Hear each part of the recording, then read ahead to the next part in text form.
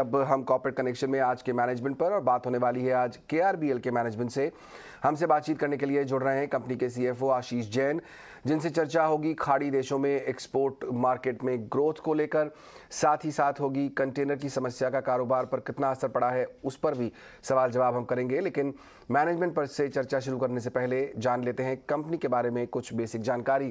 KRBL एक जाना माना नाम है। भारत में बासमती चावल जो है ये कंपनी एक्सपोर्ट करती है। इंडिया गेट बासमती राइस जो है इसका काफ़ी जाना माना ब्रांड है।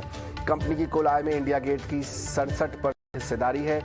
दुनिया के करीब 82 देशों में ये केआरबीएल जो है वो चावल एक्सपोर्ट करती है।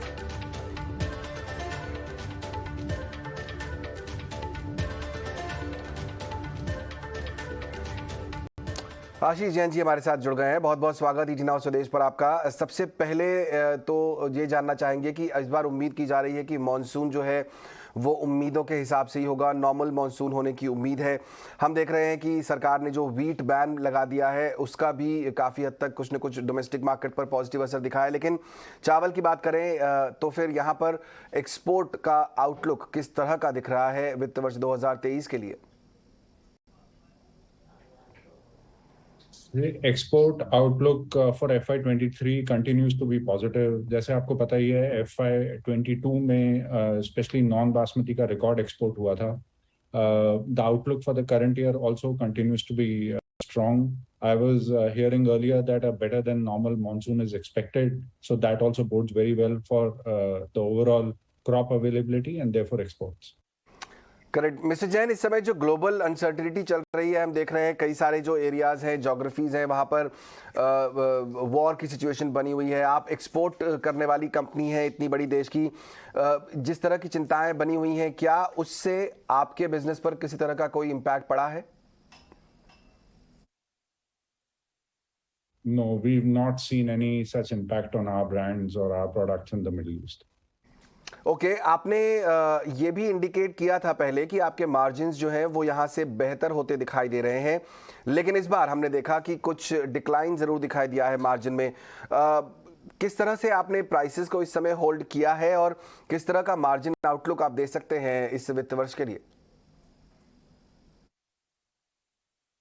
If you see, the fourth margins were an improvement over the Q3 margins.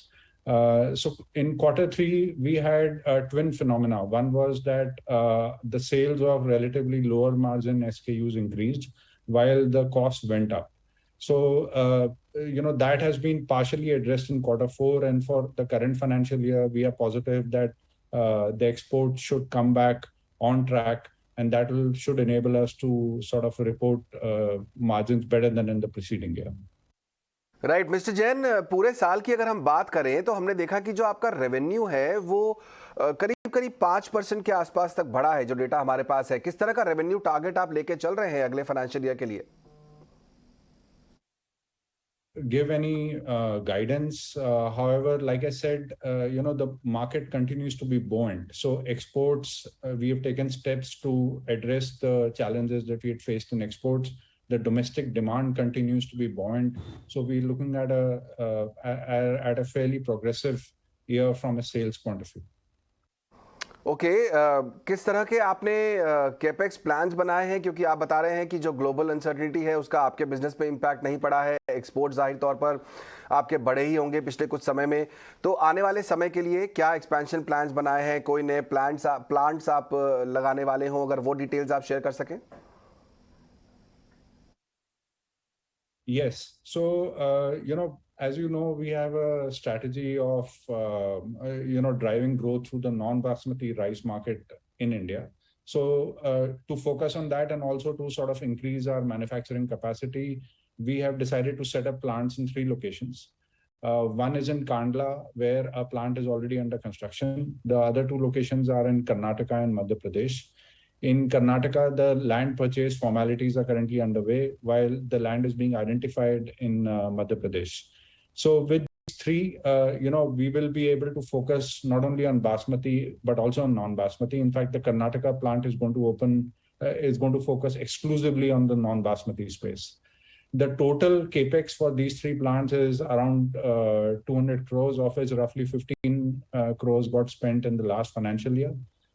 So that's the plan on an expansion related capex front. Right mister Jain, यहाँ पर प्लान्स तो काफ़ी अच्छे हैं, आप देश के दूसरे हिस्सों में भी जाने की तैयारी कर रहे हैं, लेकिन एक समस्या जो आपकी कंपनी और आपकी इंडस्ट्री पहले झेल चुकी है वो है कंटेनर्स की कमी, क्योंकि एक्सपोर्ट आप करते हैं, जाहिर तौर पर कंटेनर्स की ज़रूरत पड़ती होगी आपको। क्या आपको लगता है वो इशू अब रिजॉल्व हो गया है?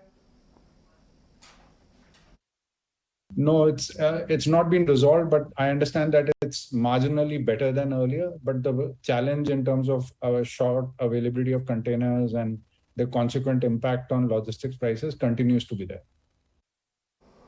एक आखिरी सवाल पूछना चाहूंगा आपसे मिस्टर जैन, यहाँ पर इस समय आपकी जो घरेलू बाजार है, इंडिया जो मार्केट है, वहां पर कितना मार्केट शेयर है आपका और किस तरह की ग्रोथ वहां पर आप देख रहे हैं? Overall market share in the branded domestic basmati market for KRBL was at 32%. So we continue to be by far the leading player in that space in the country. Okay, बहुत बहुत शुक्रिया mister Jain, समय निकालकर आज ET Now स्वदेश के साथ जुड़ने के लिए। आशीष जैन यहाँ पर KRBL के CFO बताते हुए कंपनी की योजनाएं, किसी तरह का कोई इम्पैक्ट नहीं पड़ा है। जो ग्लोबल अनसर्टेनिटी चल रही है उसकी वजह से कंपनी के एक्सपोर्ट में इंडिया गेट बासमती राइस जो काफ़ी जाना माना नाम है, KRBL जो है उसको एक्सपोर्ट करता है करीब 80 से ज़्यादा देशों में और एक्सपोर्ट लगातार उनका बेहतर होता जा रहा है। 209 के प्राइस पर आज ट्रेड कर रहा है, करीब 1% नीचे। जानेंगे हम एक्सपर्ट से हमारे कि क्या करना चाहिए स्टॉक में भी। आपको आप फिलहाल स्टॉक में आपको हमारे साथ शर्मिला जोशी जुड़ गई हैं अब। बहुत बहुत स्वागत आपका शर्मिला। सबसे पहले तो यही जानना चाहूँगा कि यहाँ पर काफ़ी बुलिश नज़रिया दिखाई दे रहा है मैनेजमेंट का, क्योंकि उनका कहना है कि किसी भी तरह के एक्सपोर्ट पर इम्पैक्ट नहीं पड़ा है पिछले कुछ समय से। जो ग्लोबल अनसर्टेनिटी चल रही है उसकी वजह से कंटेनर की जो समस्या है वो भी धीरे धीरे सॉल्व होती दिखाई दे रही है। नए प्रोजेक्ट यहाँ पर लॉन्च करने वाले हैं, कर्नाटक में नया प्लांट लगाने वाले हैं जो नॉन बासमती एरिया में भी जाएगा। इन सब फंडामेंटल चीज़ों को ध्यान में रखते हुए आपको क्या लगता है KRBL एक बाय होता है या नहीं?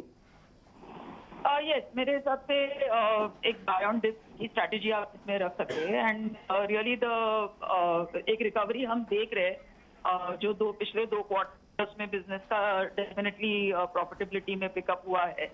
सो I think seeing that as well as the fact कि स्टॉक काफी कनेक्ट हुआ है अपने हायर लेवल से, आप एक स्ट्रैटेजी इसमें जरूर रख सकते हैं। And honestly the dip is more because यानी जो डिप वाली जो स्ट्रैटेजी है more to do with the market environment and not so much stock specific, क्योंकि अगर पूरा मार्केट करेक्ट होता है तो आई डोंट थिंक कि कोई भी स्टॉक खास करके मिड कैप बहुत ज्यादा चल सकता है। इसलिए आप एक बाय ऑन डिप स्ट्रैटेजी रखिए, लेकिन looking at fundamentals and looking at the improvement in numbers और जो पॉसिबिलिटी है इस बिजनेस को लेकर, मुझे लगता है कि आप एक बाय ऑन डिप स्ट्रैटेजी रख सकते हैं।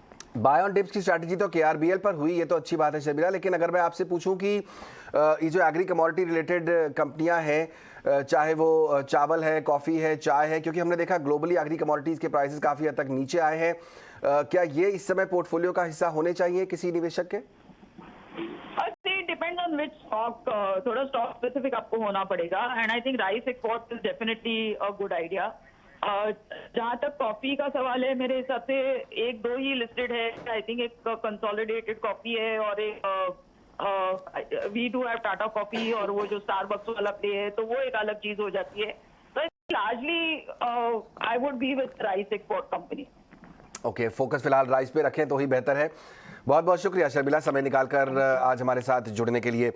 चलिए आगे बढ़ेंगे और बाजार में जिस तरह का हम देख रहे हैं उठापटक चल रही है, कल की भारी बिकवाली, आज रिकवरी की कोशिश, लेकिन वो भी सस्टेन नहीं हो पा रही है। ऐसे में दिग्गज